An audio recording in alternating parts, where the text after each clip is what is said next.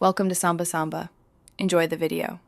In this video, I will explain how to test an O2 sensor heater. A properly functioning O2 sensor heater is crucial for your engine's performance and emissions control. It helps the sensor reach its operating temperature quickly, ensuring accurate readings. We'll cover the essential steps to diagnose a faulty heater, which can save you from costly repairs and improve your vehicle's efficiency. Let's get started with the first diagnostic step. First, let's check the heater circuit's resistance. You'll need to locate the two heater wires on your O2 sensor connector. They are usually the same color. Set your multimeter to the ohm setting and measure the resistance across these two wires.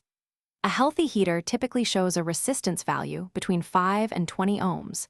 If you read an open circuit or a very high resistance, the heater element is likely faulty and needs replacement.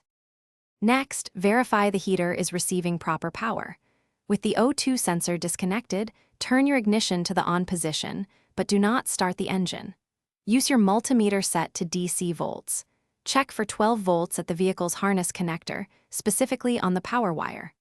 Also, confirm the ground circuit is solid. No voltage or a weak ground indicates a wiring issue or a problem with the engine control unit.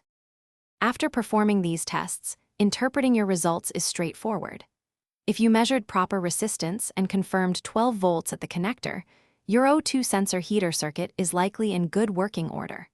However, if you found an open circuit, very high resistance, or no power supply, you've identified the problem.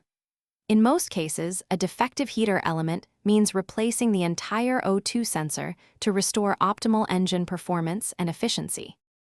Thanks for watching. Consider subscribing if we helped you.